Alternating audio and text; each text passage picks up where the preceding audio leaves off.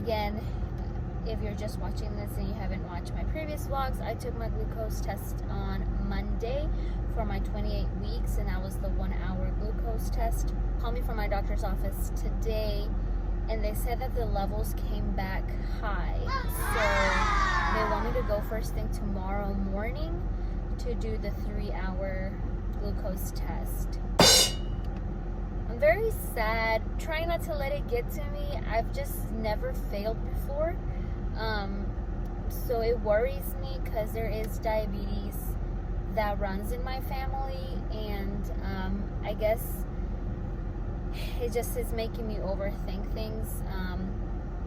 But I was discussing everything with Lance this morning before he left to work, and you know, he was just telling me we probably just need to really change our diets anyway. You know, we are getting older, so we're gonna take into account everything that we eat more so now. So I will be starting to change my diets. I still need my protein for the baby. I need to just, you know, also remember to eat my fruits and my vegetables more often. I normally just do that when I have my littlest one, my 4-year-old, because she really only eats veggies. She really is a big fan of fruits and veggies. So whenever I'm cutting up something for her or preparing anything for her that includes the veggies, then I eat some myself. Yeah, so I'm just really gonna not stress over this and just try to keep healthy and go to my appointment tomorrow and just pray about this. I really don't want to have any gestational diabetes, and I'm probably jumping ahead of myself. I don't know anyone personally who has failed their first 1-hour glucose testing, and yeah, so I don't know what to go off of. Morning. Today is Friday, so today's gonna be a very busy day for me. I'm about to head out and do my 3-hour glucose test, and I was fasting since 12 last night, actually since 11, and I'm a little nervous. I actually did speak to one friend that I'm actually have known for many years, and she told me that she did have to do a 3-hour glucose test because she failed the first one. So she's the only one that I do know that has had a failed 1 hour, and she went through a lot. Even though she did pass her second glucose testing, there's just a lot that she was able to inform me of, and so I'm going into this already thinking, you know, I'm not going to be thinking negative, and I'm just going to pray that hopefully I do pass this test. And I know that in the case that we do, or in the case that I do have gestational diabetes, they do say that it goes away after delivery, but it's still something.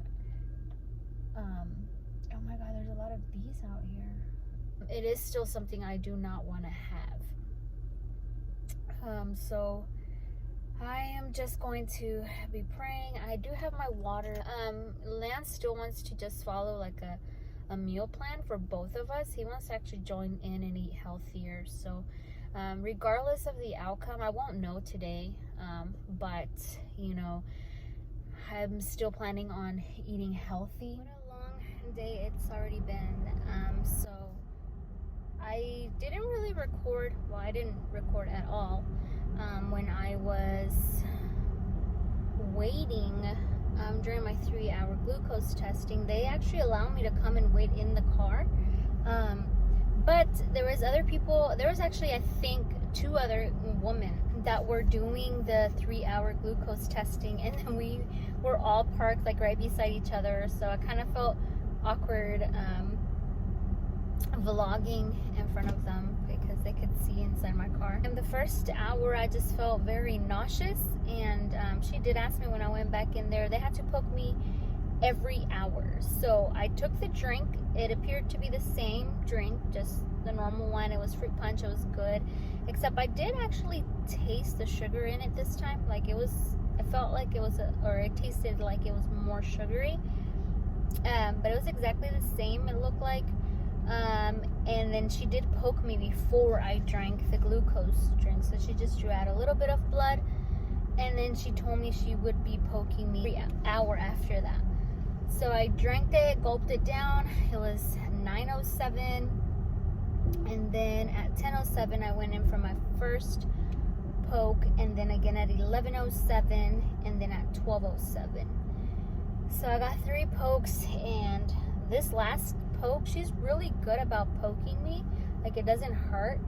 But this last one, when she drew the needle out, it hurt, and because it's the same spot that they're poking, like it's the same one, and it hurts. And I'm just tired. I do feel a little bit loopy, but not as sleepy as I did the first time when I took it. And she told me I could drink some water while I waited in my car, so because I did tell her I was nauseous, going back to that. So she told me just to drink water.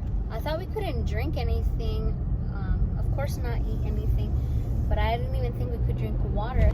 I went and did my 3-hour glucose testing. Today is Monday, and I went on Friday. So I was expecting, I did get a call from the doctor today. I was expecting them to call me by Wednesday or even Thursday. And I got a call this morning really early in the day, and I did freak out because it was pretty fast and very early. But I answered the call, and they told me that I do not have gestational diabetes. So I'm so excited, guys, that I don't have it. You know, thank the Lord. I was praying and just hoping that I did not have it, because diabetes does run in my family, and you know, even to have it through just pregnancy, like it would have still hit me very hard. But they did tell me that now I have to be taking daily walks every day to just stay healthier, and also I'm gonna be taking those every day. I just have to designate like the hour of the day in which it's better for me to be out there, because it is hot. I'm in Texas. The temperatures are above 100 now, or it feels like, I think they're at 100 or something. But you know, I just have to really see what's gonna work for me and be out there at least 30 minutes a day, just walk, you know, because I don't have a treadmill, and then just eat healthier. And just even talking about being healthier though, that is something that me and Lance actually have talked about. The day that I actually got my results for failing the first glucose test, we did start talking more about our eating habits. We've been transitioning to healthier habits and more at-home cooking. But in my mind, I always thought if it's at home, it's better than the street. Because even though if I make food at home, I always assume it's better. But it's not the case, guys. So yeah, not just because you cook at home means that it's necessarily healthier. And I think a lot of people confuse that, because I know that I did for quite some time. But and now that when I do cook at home, I'm trying to just get things that are going to be healthier choices for all of us, and just making sure that I do get the healthiest ingredients, because the ingredients of course matter. Just continue eating the fruits and the veggies.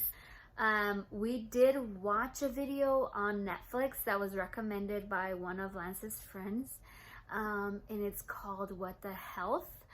And so we watched that, and it's really about how meat and the animals are actually, how they process the meat and how they prepare it and then sell it or not. I mean, it's very informative. I don't know if I necessarily agree with a lot of the things that they say as far as the underlining reasons as to why someone might get diabetes. I'm not discarding that it's a possibility for the things that they're saying, but I personally, again, I have family that has diabetes, and they were not at all the description that they were, you know, describing. It's not even like that. Like, if I could go into detail, I would. So I was just telling Lance, you know, I didn't want to be annoying, that annoying person that will look at the video and just pinpoint, oh, that's wrong, that's not true. You know, you kind of want to, and it's that urge. And so I had those moments, I'm not gonna lie, I had those moments happen to me quite frequently watching this video.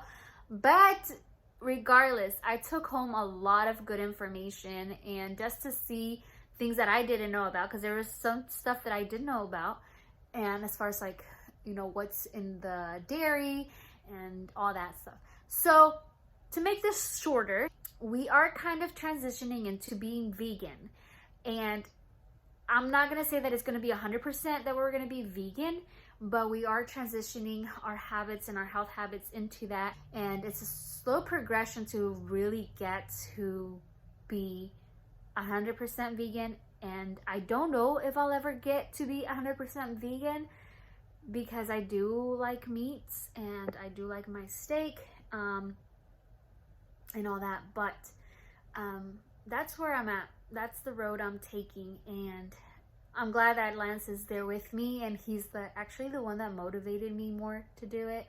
So yeah, and then getting the kids to actually fully be there with us at the same time. I know that their progression is going to be a little slower than ours, but it's a journey that we're all taking. And the hardest part, I think, for me is finding the recipes, because I find one, I do it, and then just to keep that as a flow, just keep that going and have a new recipe and new experiments and new see what we like, and just going through that process, not only for myself but for everybody, is kind of hard, because just because you like it, it's kind of questioning, should I make it again because the majority doesn't like it? And then making several meals for everybody is hard. So any mamas out there that know the struggle. So yeah, but that's the plan for all of us. So just wanted to update you guys on that.